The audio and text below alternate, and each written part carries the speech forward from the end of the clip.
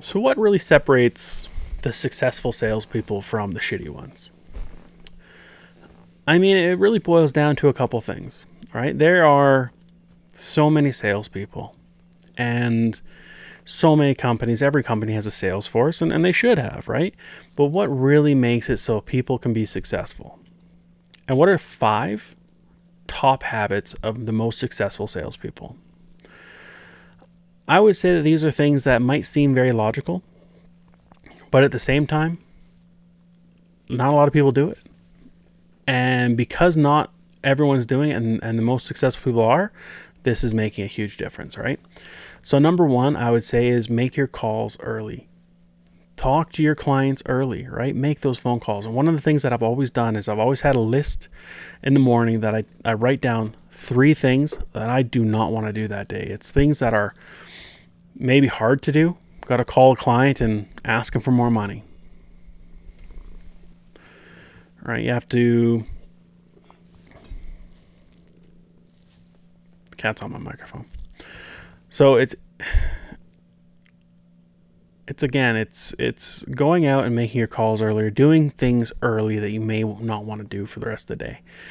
Basically what it boils down to is jump in. All right. The most successful salespeople are making phone calls early.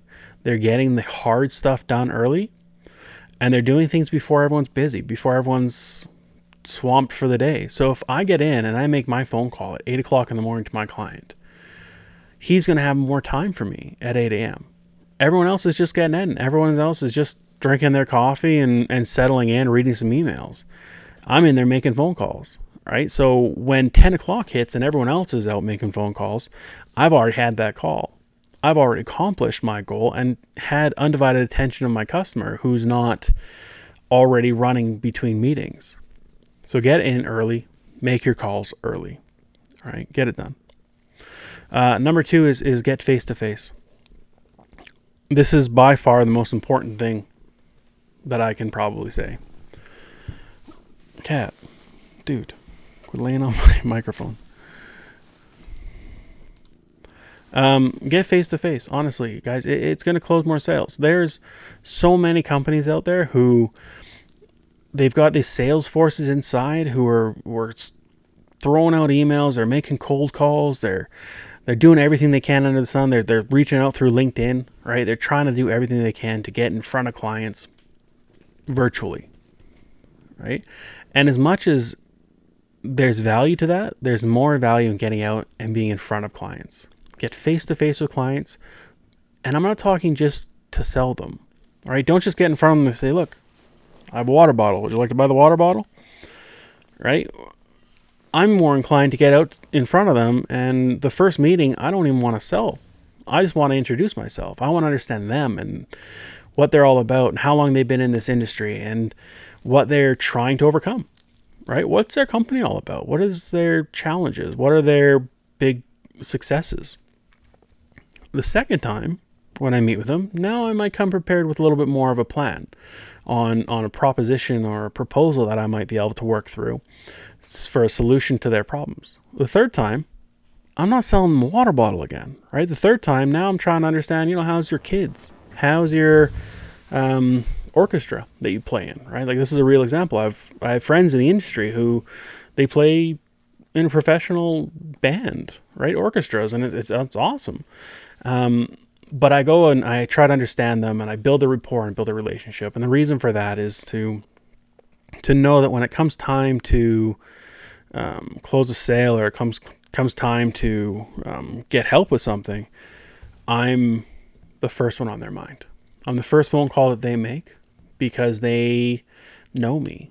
I'm not just a sales guy. I'm not just a guy who picked up the phone or sent them an email and said, hey, do you need a water bottle? I've got one for you. I'm the guy that knows their kids' names. I'm the guy that knows the band they play in. I'm the guy that's been to a concert, right? I'm the friend. And that's awesome. I love doing work with and business with my friends, but that's one of the things that separates good salespeople from shitty ones, is get out there and get face-to-face with your clients.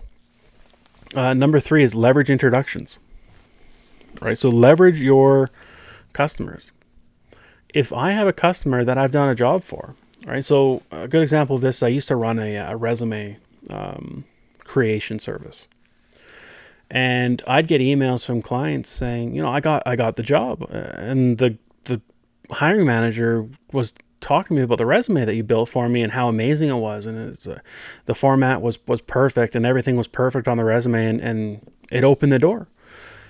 I'm going to use that, right? I'm gonna reach out to that person and congratulate them on the job first and foremost, and then secondly, I'm going to ask them, do you know anybody who might need help, all right? Who might be able to benefit from my services? I mean, it's a tough time right now. People are getting laid off, so leverage introductions. You should be, for the most part, asking for one warm introduction just about every day, right? If you think about it, one warm introduction every day is like roughly 250 per year, for the working days at least. 250 introductions is a massive amount of potential. That's a massive amount of clients, right? So leverage those introductions. I wouldn't recommend it with a shitty customer, obviously, but that's a different story. Number 4, this goes back to getting out and being face-to-face with clients. Being mobile and having a mobile office is king. Between having the laptop, cell phone, you should be able to do most of your work on the road. And it's really been shown that the more you're out with clients, the more you're out at events, all the rest of the stuff, the more successful you'll be. All right. So again, goes back to being face-to-face with clients, going to industry events, spending time at conferences, all the rest of this kind of stuff. These are valuable, right? It gets you in the industry. It gets you more knowledgeable. It gets you more recognized. So mobile office is king. And number 5 is something that I know a lot of people struggle with. And these are things that a lot of people, especially new people, struggle with. Learn how to say no at work. All right. So what I mean by this is, don't just be the difficult guy or the difficult salesperson who just won't help, but learn to say no to tasks or favors to people that are going to impact you negatively.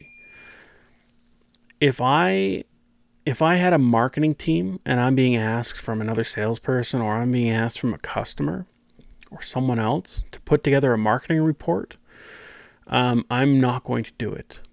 I'm going to divert the question to the marketing team who has the information and already knows the presentation model for it and knows how to do everything.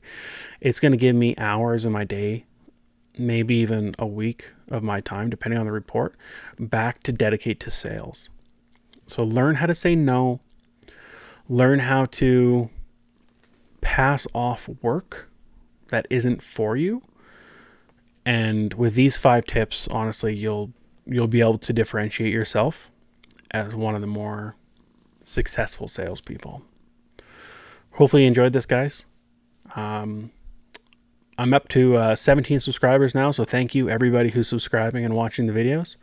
And honestly, guys, if you like and subscribe or if you like the video, hit the button. If you want to follow along and see more, hit the button. And I'll keep putting these out one every single day. That's the plan. Thanks, guys. We'll talk to you tomorrow.